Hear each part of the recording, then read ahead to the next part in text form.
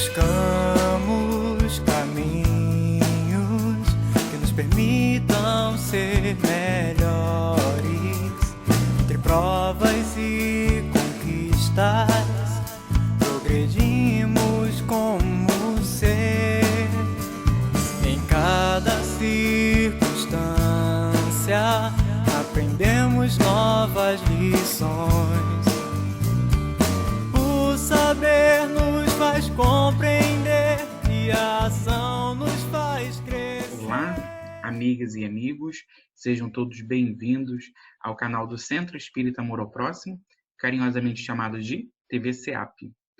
Meu nome é Rodolfo e eu, juntamente com alguns amigos aqui do Centro Espírita Amor ao Próximo, iremos prestar uma homenagem ao lançamento dos 163 anos de O Livro dos Espíritos, aquele que é o primeiro livro espírita lançado em todo o mundo.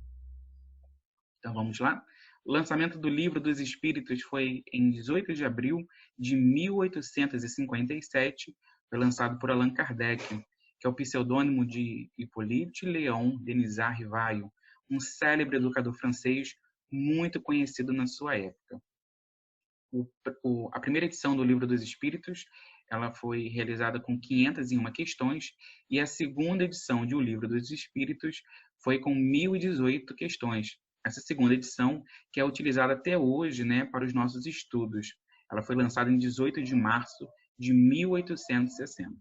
Interessante a gente destacar, a gente conhece o Livro dos Espíritos com 1019 questões.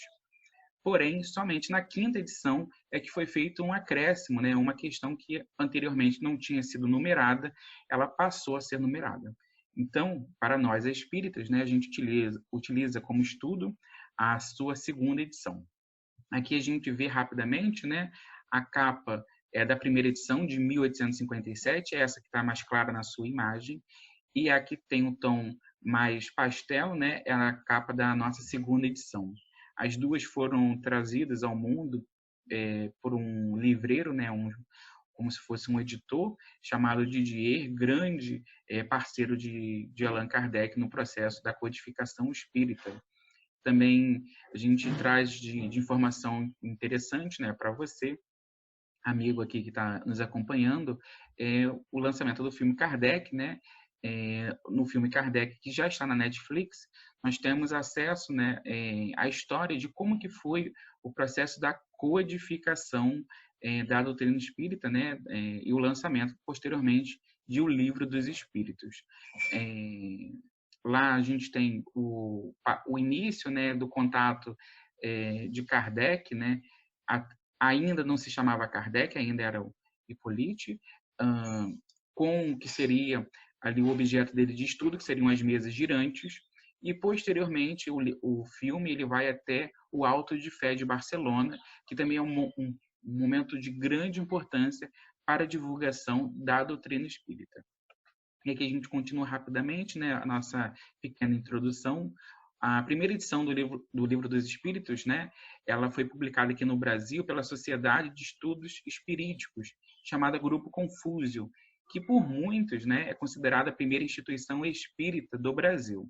Ela foi lançada em 2 de agosto de 1873 e ela foi traduzida a partir da 20ª edição francesa. Então, o livro já estava consolidado na Europa e a gente tem a tradução aqui no Brasil. Ela foi traduzida por Fortúnio, que na verdade era um pseudônimo de Joaquim Carlos Travasso, e ele foi editado por Baptiste Louis Garnier, que era um livreiro da época, um papel como se fosse hoje das editoras, e ele era muito famoso, inclusive ele era o livreiro, o responsável ali pelas edições de Machado de Assis. Então era um homem muito conhecido na época, um homem de grande conhecimento intelectual que faz o processo ali da publicação do primeiro Livro dos Espíritos. Interessante a gente destacar que esse lançamento ele foi alvo de muitos elogios, mas também de muitas críticas em relação a algumas questões das traduções que teriam, em alguns pontos, não terem sido fiéis. E aí depois foi publicado pela Federação Espírita Brasileira, a primeira edição, já pela FEB, em 1893. E aí muitas pessoas acham que, na verdade, a FEB foi a que trouxe o Livro dos Espíritos para o Brasil. E não foi. A FEB, na verdade, ela vem depois desse processo. A gente traz esse ponto interessante, porque a FEB ainda não tinha sido fundada. Então, naturalmente, houve um tempo, houve outros grupos espíritas no Brasil que fizeram um trabalho. A gente traz do próprio grupo Confúcio, que trouxe essa questão do Livro dos Espíritos, e posteriormente, com a criação da FEB, de uma federação, a partir daí que a gente tem um trabalho de movimento espírita mais organizado.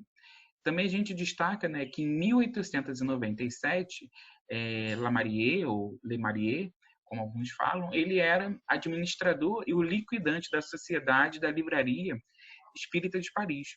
E aí ele transfere para a Federação Espírita Brasileira, né, os direitos exclusivos de todas as obras de Allan Kardec, para serem publicados na língua portuguesa no Brasil e em Portugal. Então, a FEB, em 1897, ela adquire os direitos exclusivos e ela faz uso, a partir de então, do material de Kardec para fazer toda a sua divulgação. Então, nós temos toda a codificação espírita já ali transmitida para a Federação Espírita, e também das revistas espíritas, né, que foram publicadas pelo nosso querido codificador. E a gente traz aqui, para enriquecimento do nosso vídeo, a capa, né, do que seria o primeiro livro dos Espíritos pela FEB. E é muito interessante porque a tradução dela, inicialmente, ela foi traduzida por uma comissão. A gente conhece alguns tradutores, né, como, por exemplo, o Salvador Gentili, o Evandro Nogueira, né, muito conhecido, o Guilherme Ribeiro, mas a primeira edição febiana, a gente poderia dizer assim, foi traduzida por uma comissão. A estrutura do Livro dos Espíritos, né, para a gente compreender rapidamente aqui, como que é? O Livro dos Espíritos tem a sua introdução, depois tem o Prolegômenos, que é como se fosse uma introdução um pouquinho mais profunda, que ela vai trazer algumas características do que seria o Livro dos Espíritos, do que é o Espiritismo, né? Ela vem trazer de forma pormenorizada o que o leitor vai encontrar no Livro dos Espíritos. E aí a gente tem 4 partes, né, que são muito importantes dentro da estrutura espírita, e naturalmente a gente vai encontrar dentro do Livro dos Espíritos. A parte primeira, que é das causas primárias, então a gente vai ter ali abordado todos os assuntos relacionados ao processo da criação do mundo, do universo, do que a gente entende da nossa origem. A parte segunda, que é do mundo espírita ou mundo dos espíritos, que já é uma parte também que vai nos falar sobre o mundo espiritual, como que se encadeia as relações do mundo espiritual e essas relações com a gente. A parte terceira, que é das leis morais, que são todo o encadeamento ali do que a gente tem, o entendimento que os espíritos nos trazem das leis divinas, né, das leis que foram criadas por Deus, nas quais nós estamos submetidos, e a parte quarta, que é das esperanças e consolações, que vem nos falar sobre alguns assuntos muito interessantes em relação ao nosso processo de progresso espiritual. E finalizando o Livro dos Espíritos, a gente tem ainda a conclusão, que é o fechamento por Kardec de todo o material ali que foi passado pelo codificador. Então, amigos, só continuando aqui nosso vídeo, passando para vocês os próximos trabalhadores que irão seguir na nossa atividade. Então, nós teremos a nossa companheira Ângela Franco, que irá fazer os comentários em relação à introdução. A parte primeira do Livro dos Espíritos ficará comigo, com Rodolfo. A parte segunda ficará com a nossa companheira Fabiana Lemos. A parte terceira ficará com a companheira Alessandra Castilho. A parte quarta, né, com a nossa companheira Jaqueline Castilho. O Prolegômenos, né, que é essa introdução, ficará com a nossa companheira Mariana, que também será responsável pelo encerramento, né, ali com a conclusão sobre a estrutura didática do Livro dos Espíritos. Ok? Então, nos vemos até daqui a pouco. Não esqueçam de compartilhar o vídeo e também de se inscrever no nosso canal. Até logo, amigos. Um abraço.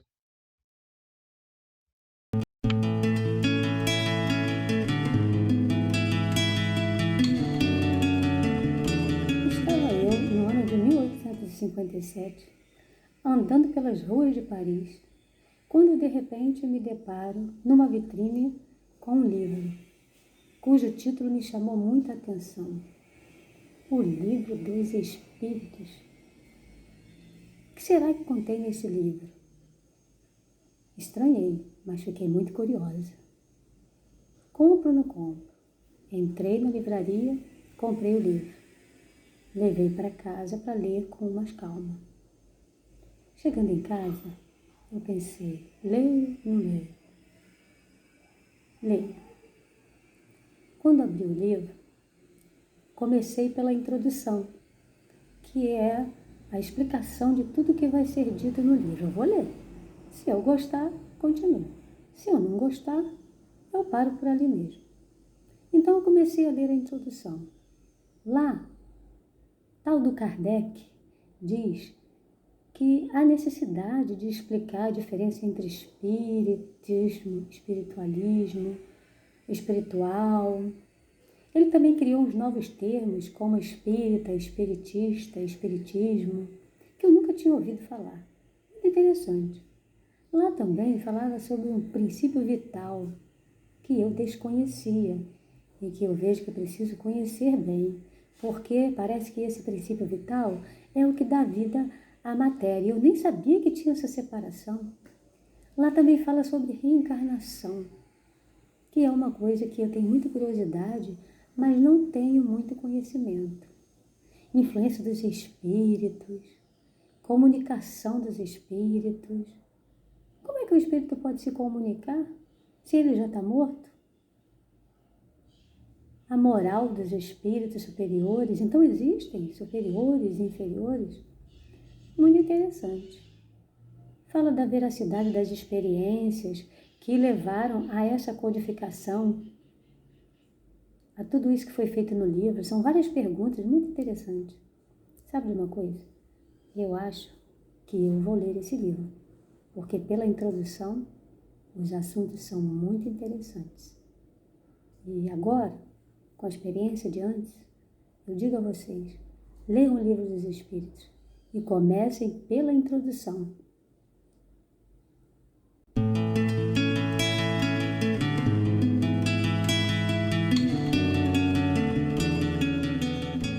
Bom, nós ficamos com os prolegômenos, que nada mais são, ou nada mais é, do que um prefácio. E o prefácio é aquele texto pequeno, introdutório dos livros, onde o autor faz uma justificativa e uma breve apresentação do que se trata o material. E aqui Kardec acentua pra gente que é chegado o momento, através das manifestações mediúnicas, né, dos espíritos, que a Terra conheceria essa nova verdade, esse Consolador. E ele traz aqui alguns pontos importantes para nossa atenção e também algumas citações dos espíritos que o ajudaram, justificando o Livro dos Espíritos.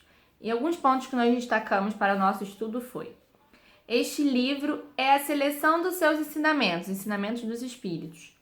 Foi escrito sobre o comando e ditado por espíritos superiores, para estabelecer os fundamentos de uma filosofia racional, livre dos preconceitos do espírito de sistema. Não há neste livro nada que não seja expressão fiel do pensamento dos espíritos e que não tenha sido submetido a seu controle. Aqui ele frisa bastante da questão de que foi algo medido, reavaliado, não foi uma obra, deram uma comunicação e Kardec publicou. Não, ele foi um trabalho sistemático, né? De avaliação, de repetição. A ordem e distribuição metódica dos assuntos, bem como as observações e as formas de algumas partes da redação, são o único feito daquele que recebeu a missão de publicá-lo. Ele diz aqui que a parte dele é apenas, vamos dizer assim, de sistematizar todos aqueles conhecimentos, mas a gente sabe que Kardec fez muito mais, né? Que ele foi o nosso bom senso reencarnado. Entre os espíritos que contribuíram para a realização desta obra, há vários que viveram na Terra em diversas épocas, onde pregaram e praticaram a virtude e a sabedoria. Outros não pertenceram por seus nomes a nenhum personagem cuja lembrança tenha sido guardada na história, mas sua grandeza é atestada pela pureza da doutrina que pregam e por sua comunhão com aqueles que portam nomes venerados. É interessante aqui, ele acentua pra gente também que muitos dos espíritos que vieram nessa missão de ajudá-lo a fomentar o livro dos espíritos, a construir esse material, foram espíritos conhecidos da nossa história. Aqui no finalzinho até cita o nome de alguns. A gente tem São João Evangelista, Santo Agostinho, São Vicente de Paula, São Luís, Platão, Sócrates, mas que muitos desses espíritos que também ajudaram na construção do livro dos espíritos não são espíritos conhecidos da nossa história. Não são personagens que marcaram o nosso tempo por nomes conhecidos, né? Como esses que eu citei. Mas que eles demonstram a sua superioridade pelos conteúdos que trazem em suas mensagens. Aí Kardec já no prefácio nos dá uma grande lição, falando do cuidado que nós espíritas devemos ter com relação às mensagens mediúnicas, para a gente não se preocupar com o nome assinado na obra, mas sim com o conteúdo daquela mensagem mediúnica, né? Que assim como foi com ele, que muitas vezes os espíritos não tinham nomes grandiosos, mas traziam a grandiosidade nas suas mensagens. E na segunda partezinha, na segunda folha desse prefácio, ele acentua pra gente também algumas falas desses espíritos que o ajudaram, enfatizando a importância do livro dos espíritos. Eu separei algumas duas aqui que eu achei interessante, ó. Mas continua sempre, aí a fala dos espíritos para Kardec, crendo em Deus e caminha confiante, aqui estaremos para te encorajar. E está próximo um dia em que a verdade ecoará por toda parte. Eles dão esse alento para o Kardec porque eles sabiam que Kardec passaria por muitas críticas, sofreria muitos ataques, né? E no finalzinho aqui vem mais um pedaço que eu achei pertinente.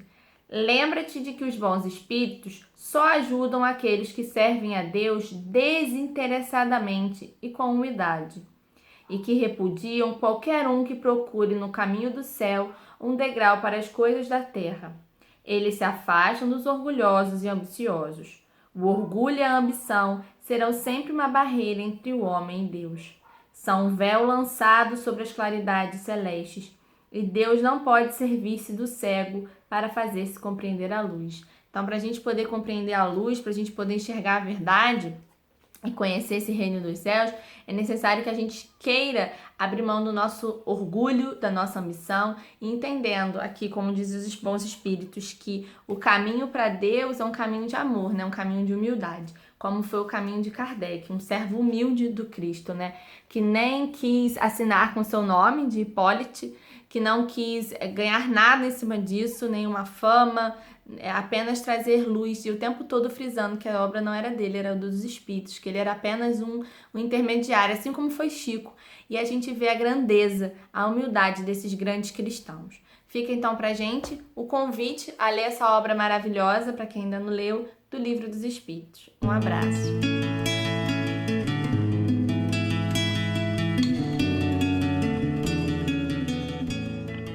Olá, amigas e amigos, estou de volta aqui ao vídeo. Agora falaremos sobre a parte primeira das causas primárias de O Livro dos Espíritos. Esta parte é estruturada em 4 capítulos, 17 subcapítulos e contém as 75 primeiras questões de O Livro dos Espíritos. A parte primeira, né, que é essa nossa parte aqui do nosso estudo, os 4 capítulos são: capítulo 1, de Deus. Capítulo 2, dos elementos gerais do universo. Capítulo 3, da criação. E o capítulo 4, do princípio vital. O capítulo 1, de Deus, ele é dividido em 4 subcapítulos. São os seguintes: Deus o infinito, provas da existência de Deus, atributos da divindade e também a teoria do panteísmo. Já o capítulo 2, dos elementos gerais do universo, ele é estruturado em 4 subcapítulos: conhecimento do princípio das coisas, espírito e matéria, propriedade da matéria e o espaço universal. Capítulo 3, da criação, tem 6 subcapítulos, é o que tem a maior quantidade de subcapítulos dentro dessa parte. Formação dos mundos, formação dos seres vivos, povoamento da terra, Adão, e vai falar aqui nessa parte sobre Adão e Eva, né? Diversidade das raças humanas, pluralidade dos mundos, considerações e concordâncias bíblicas concernentes à criação. E o capítulo 4 do princípio vital, é dividida em 3 subcapítulos: seres orgânicos e inorgânicos, a vida e a morte, inteligência e instinto. E aí, trazendo algumas considerações interessantes sobre essa parte. A primeira parte do Livro dos Espíritos, né, a parte primeira, ela abordará o objeto de estudo da doutrina espírita. E são 3 pontos que são abordados dentro da parte primeira: Deus, o espírito e a matéria. Qual seria o objeto de estudo? A gente já descarta a hipótese de se Deus é o objeto de estudo, já que Kardec e os espíritos superiores, ao longo da codificação, nos alertam que nós não temos ainda o aprofundamento espiritual, intelectual, para desnudar ou conhecer a natureza de Deus. Então, não é Deus o objeto de estudo do espiritismo. Também não será da matéria, já que cabe às outras ciências o estudo da matéria, a química, a física, a biologia, né, que estudarão a matéria e suas relações. E caberá, sim, à ciência espírita o estudo do espírito.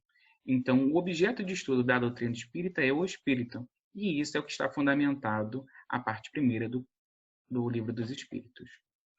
Outras informações também adicionais muito bacanas, né? A gente percebe que o Livro dos Espíritos é dividido em 4 partes. E aí, a primeira parte, né, que é o que vai falar sobre Deus, o Espírito e a matéria, ele tem um aprofundamento em outro momento da codificação, com o lançamento de A Gênese, os Milagres e as Predições segundo o Espiritismo. Neste momento, né, o lançamento da Gênese, Kardec aprofunda ainda mais as questões que são tratadas na parte primeira do Livro dos Espíritos. E aí, como informações adicionais também, a gente traz o quê? Que as 75 primeiras questões de O Livro dos Espíritos, a grafia da palavra espírito é com E minúsculo, enquanto nas demais questões do Livro dos Espíritos a gente tem a presença do E maiúsculo. Isso se deve a porque nas 75 primeiras questões, a definição do espírito significa o princípio inteligente do universo. Então, a gente está falando ali de generalidades. A partir do momento que a gente começa a entender que o princípio inteligente do universo ele é dotado, né, de senso moral e capacidade de pensar em Deus, a gente está personificando. Então, a gente entende que é o espírito, por exemplo, o espírito humano. Então, a partir daí, é o espírito com E maiúsculo. E aí, finalizando aqui a nossa contribuição também, a gente deixa aqui a primeira questão do Livro dos Espíritos, que é a menor questão, né, a menor pergunta de todas as 1019 questões, que é a primeira: que é Deus? Kardec pergunta e os espíritos respondem: Deus é a inteligência suprema, causa primária de todas as coisas. Na pergunta que Kardec faz, Kardec não personifica Deus. Ele não fala quem é Deus. Ele não dá forma a Deus. Ele também não fala o que é Deus.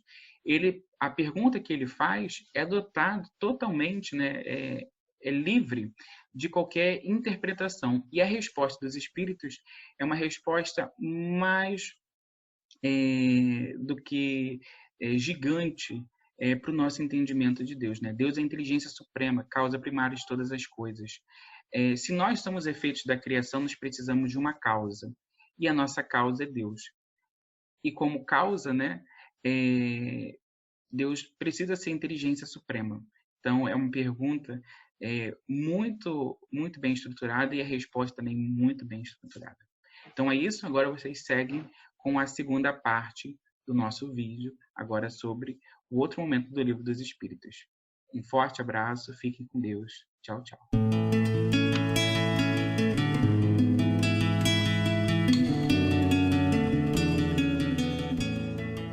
Eu fiquei com a segunda parte, né, que é do mundo espírita ou mundo dos espíritos. A pergunta é a 78. Os espíritos tiveram princípio ou existem como Deus, de toda a eternidade? E o que vocês acham? Eu acho que não. Né? Eu acho que nós não existimos assim como Deus de toda a eternidade. Nós temos um princípio, né? Então vamos à resposta. Se não tivessem tido o princípio, seriam iguais a Deus. quando, ao invés, são criação e se acham submetidos à sua vontade. Ou seja, nós somos a criação de Deus, né? Não, uma das criações de Deus. Então, nós não somos, né, eternos assim como a gente acha que Deus é, porque, né, todos nós não sabemos de onde Deus vem, apenas que Ele existe. Deus existe de toda a eternidade, é incontestável, né? Isso nós sabemos. Quanto, porém, ao modo que nos criou e em que momento fez, nada sabemos. Pode dizer que não tivemos princípio, se quiseres com isso significar que, sendo eterno, Deus há de ter sempre criado ininterruptamente. Com certeza, Deus ainda cria, né? Tanto que hoje existem tantas galáxias, né? Tantos sóis, tantos planetas, é planeta surgindo, é planeta evoluindo. Então, assim somos nós, né? Nós tivemos um princípio, né? Nós somos criações de Deus. Então, nós não somos, né? Nós não somos, né, existentes de toda a eternidade. Nós temos um início. Mas nós temos um início não quer dizer que teremos um fim. Então, temos um início. E quando surgiu esse início? Nós ainda não temos condições de saber, né? E os espíritos continuam. Mas quando e como cada um de nós foi feito, repito-te, nenhum o sabe. E aí é que está o mistério. Realmente, né? Nós vivemos no mistério, né? Quando nós surgimos, né? Quando o princípio inteligente se juntou com a matéria, né? Porque nós sabemos que, né, existem, né, uma tríade, que é Deus, o princípio material e o princípio inteligente, o fluido cósmico universal, no caso, né? Então, essa tríade, né, põe Deus, princípio material e princípio espiritual, que é a inteligência, né? Nós sabemos que a ligação entre o princípio espiritual e o material nos torna inteligentes, faz com que essa inteligência se desenvolva, assim como a matéria também se desenvolve, né? Um depende do outro para haver essa conexão, né? E esse desenvolvimento gradativamente, né? Nós temos o mundo primitivo, nós vamos evoluindo, aí temos o mundo das plantas, né, dos animais, e vamos evoluindo. Não quer dizer que todos nós passemos por essas fases, mas que elas existem sim, né? Para toda a evolução existe uma fase. Então é isso, né? Nós não sabemos em qual momento se deu essa criação, mas nós sabemos que somos criações de Deus, assim como tudo que existe no universo, no ar, né? Tudo é criação de Deus e toda obra, né, é conhecida pelo seu autor. Então fica a dica, muito obrigada, fiquem em paz.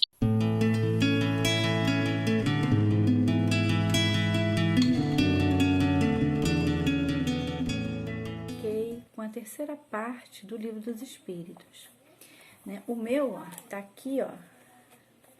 Tá bem velhinho já, bem usadinho, todo marcadinho, né? Nessa página não tá, mas várias páginas dele tá bem marcado, eu gosto de estar lendo, tá bem usadinho já, né?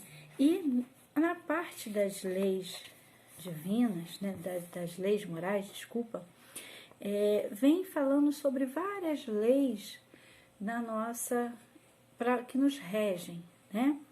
E entre elas está a lei divina, o natural, lei de conservação, lei de trabalho, lei de igualdade, lei de sociedade. Várias leis que estão nessa parte do Livro dos Espíritos. E para poder estar lendo, e uma pergunta, né, que eu acho que sintetiza muito bem toda essa parte das leis morais, é justamente a pergunta 625. E a pergunta 625, ela está no capítulo da lei divina ou natural, né, o capítulo 1, e ela é assim: qual o tipo mais perfeito que Deus tem oferecido ao homem para lhe servir de guia e modelo?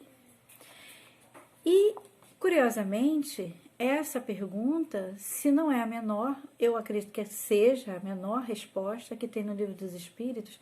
Ela é tão pequenininha, mas que contém uma grandiosidade que nós, por vezes, não percebemos e deixamos passar, né? E a resposta dos Espíritos a Kardec foi: Jesus. Nós já temos o nosso guia, o nosso modelo, né, de aprendizado, de ensinamento. Nós temos Jesus, que veio trazer essa lei de amor, lei de caridade, nos ensinar a amar ao próximo.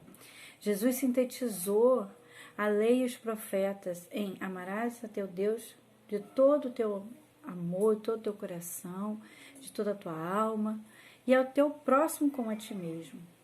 Quando nós conseguirmos fazer isso que Jesus, né, praticar isso que Jesus veio nos ensinar, nós estaremos praticando toda a lei. Tudo o que está na terceira parte do Livro dos Espíritos. Nós estaremos praticando a lei de trabalho, a lei de conservação, a lei de progresso. Todas as leis morais vão estar sendo praticadas. Nós precisamos entender a nossa necessidade de, além de aprender, colocarmos em prática. Jesus veio nos ensinar isso. E Kardec, tão maravilhosamente, né, fez essas perguntas no Livro dos Espíritos, nos dando uma base, um guia para estarmos aprendendo, para estarmos nos melhorando. É um incentivo ao nosso progresso. Só basta e depende de cada um de nós o nosso progresso. Jesus, que veio amorosamente, esse governador do nosso planeta, que nos concedeu a sua presença no nosso planeta, né? Encarnou, passou por todas as dificuldades, nos ensinando e nos mostrando que todos nós também somos capazes, que nós também conseguimos e conseguiremos alcançar a nossa perfeição. Que nós possamos refletir sobre tudo quanto Jesus veio nos ensinar. Essa foi a minha mensagem, pequenininha, mas de todo amor, de todo o meu coração.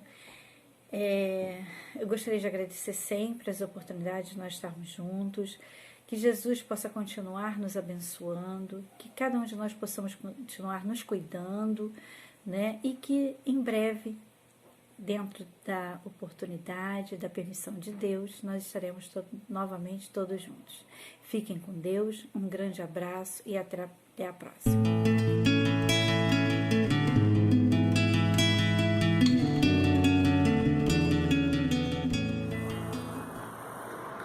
Bom, eu fiquei com a quarta parte do Livro dos Espíritos, das penas e gozos terrestres. E aí eu separei a questão 925 para a gente conversar um pouquinho. Por que favorece Deus com os dons da riqueza a certos homens que não parecem tê-lo merecido?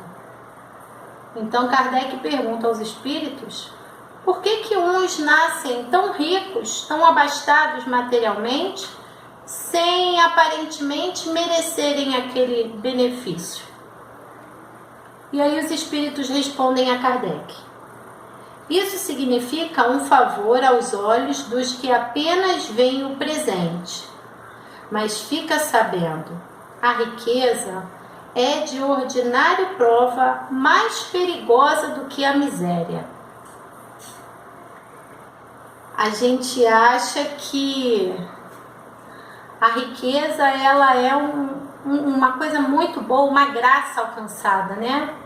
E os espíritos dizem que não, que ela é muito mais difícil do que o espírito reencarnar numa situação de miséria, de pobreza.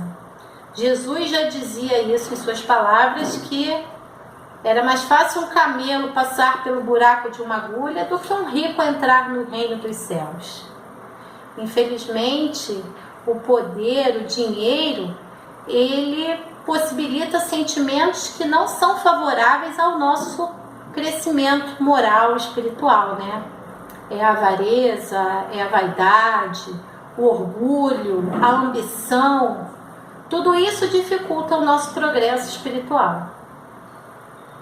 E outra, somos seres espirituais e não seres materiais.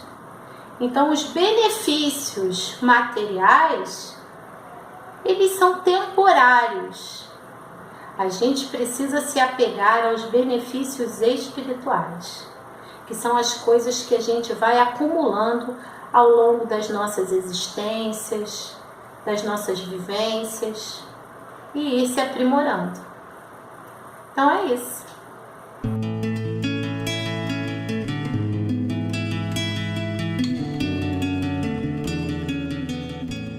Bom, sobre a conclusão, Kardec, de forma muito metódica, pega essa parte do livro e divide em 9 subitens, aonde ele vai abordar de forma muito lúcida algumas críticas que o espiritismo viria a sofrer, que já estava sofrendo, e Kardec desconstrói essas críticas usando o bom senso e a razão dos fundamentos espíritas. Na primeira crítica, ele fala daqueles que zombam do espiritismo por ser uma obra dos espíritos, por ser uma filosofia oriunda dos espíritos, e que ele convida esses críticos e céticos a estudarem o espiritismo de forma muito mais profunda e não de forma leviana. No segundo aspecto, Kardec também fala para aqueles que criticam o espiritismo alegando ser uma obra sobrenatural, que o espiritismo, assim como muitas religiões, se apoia sim na questão dos fenômenos mediúnicos, mas o espiritismo, diferente de algumas religiões, traz uma ciência por trás daquilo ali, ele te dá uma justificativa. E que todas as religiões bebem desses fenômenos sobrenaturais e milagrosos. O próprio Moisés, ele diz aqui, né, que ele tem os seus ensinamentos através de uma dessas comunicações. E que o espiritismo não se fundamenta somente no sobrenatural. E ao contrário, como eu já disse, de muitas religiões, o espiritismo tem um fundamento para aquilo ali, uma razão, uma ciência por trás de tudo aquilo ali. 3, item 3, de forma muito lúcida também. Ao que se deve atribuir o relaxamento dos laços de família e a maior parte das desordens que minam a sociedade, senão a ausência de toda a crença. Kardec diz pra gente que é justamente por as pessoas não acreditarem em nada, é justamente pelo materialismo, que muitas pessoas sofrem. E o espiritismo, ao contrário, traz consolo, traz esperança e que ele, com certeza, reaviva a nossa fé. Ele traz um aspecto bem interessante nesse ponto e muito bonito, ó. Demonstrando a existência e a imortalidade da alma, o espiritismo reaviva a fé no futuro. Levanta os ânimos abatidos, faz suportar com resignação as vicissitudes da vida. Usaria chamar isso de mal? Já desconstruiu a crítica aí. No quarto aspecto, Kardec fala pra gente que o espiritismo é a maior alavanca de progresso, porque como ele destrói o materialismo, ele convida todos os irmãos, as pessoas, a humanidade, a se olhar mesmo como irmãos, que somos todos iguais, que hoje eu estou no Brasil, amanhã eu posso estar em outro país, em que estão essas questões de divisão por raça, por etnia, esses ódios por castas, eles devem ser combatidos, porque somos todos irmãos, cidadãos do universo. No item 5, ele vai falar ainda da crítica e ele diz que os espíritos já apontam para Kardec que essas críticas seriam até positivas, porque elas incentivariam ainda mais as pessoas a conhecer o espiritismo. Que muitas dessas pessoas, no primeiro momento do espiritismo, iriam mesmo pela curiosidade. Num segundo momento, encontrariam raciocínio e filosofia. Opa, comecei a encontrar razão aqui, gostei. E o terceiro momento ficariam aqueles que além da curiosidade dos fenômenos mediúnicos, além de encontrar uma razão, uma filosofia que compreendeu, que aceitou, ele começa a aplicar aquilo na sua vida, se esforçando para ser um verdadeiro espírita. No item 6, ele diz que a força do espiritismo está na sua filosofia, que é um apelo à razão e ao bom senso, ou seja, que o espiritismo ele encontra lógica em todas as suas ideias, que não é uma doutrina jogada. Olha só que interessante que ele diz aqui pra gente também. Vós vos apoieis na incredulidade, o espiritismo se apoia na fé em Deus, na confiança em Deus. Enquanto ele convida os homens à felicidade, à esperança e à verdadeira fraternidade, vós lhe ofereceis o nada, como perspectiva, e o egoísmo como consolação. O espiritismo explica tudo.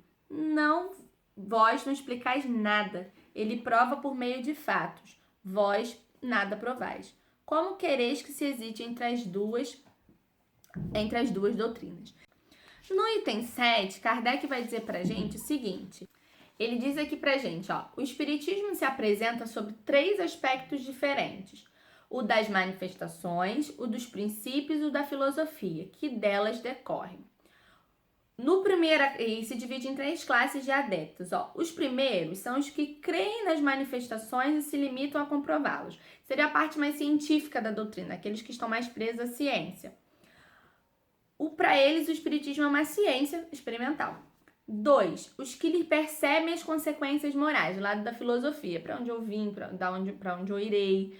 Começam aquilo ali, que aquilo ali tem consequências, que a gente tem mais de uma vida, que eu tenho que repensar alguns valores. E o terceiro, os que praticam ou se esforçam por colocar essa moral na sua vida. Seria o lado religioso, que se liga a uma transformação. Quanto aos adversários, ele também vai classificar em 3, Os dos que negam sistematicamente tudo que é novo, ou que deles não venha e que falem sem conhecimento de causa. Aqueles que não têm conhecimento de causa, só porque é novo já abomina. A esta classe pertence todos que não admitem, senão o que possa ser testemunhado pelos seus sentidos. Sabe, sou igual São Tomé, só acredito vendo, não tô vendo, então não acredito. Nada viram, nada querem ver, e muito menos aprofundar. São aqueles que pegam, criticam, mas não se dão nem o trabalho de aprofundar a leitura da obra.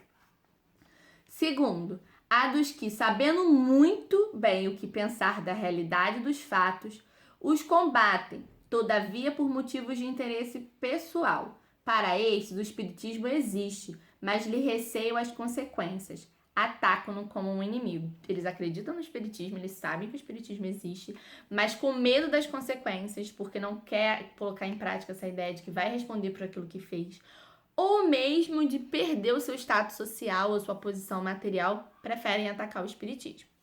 Terceira classe de críticos, daqueles que são adversários do espiritismo. Os que acham na moral espírita uma censura por demais devera aos seus atos e tendências. Tomado a sério, o espiritismo os embaraçaria. Não rejeitam nem o aprovam. Preferem fechar os olhos. No item 8, Kardec afirma que a moral do espiritismo é a mesma ensinada por Jesus. E para aqueles que falavam, então Jesus já não ensinou, por que precisa do espiritismo? Aí Kardec vai estudando falar pra gente. Jesus em nenhum momento destruiu a lei de Moisés. A lei de Moisés tinha os ensinamentos que Jesus falou. E ele não aprofundou? A mesma coisa é o espiritismo. Ele tem os ensinos de Jesus, mas de forma aprofundada. No item 9, que é o último, Kardec fala sobre as divergências que poderiam acontecer com os próprios adeptos do espiritismo.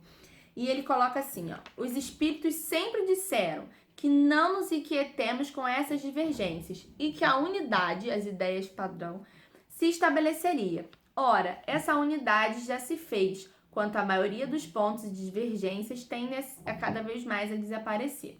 Jamais os bons espíritos foram instigadores do mal, jamais aconselharam ou legitimaram o assassínio e a violência.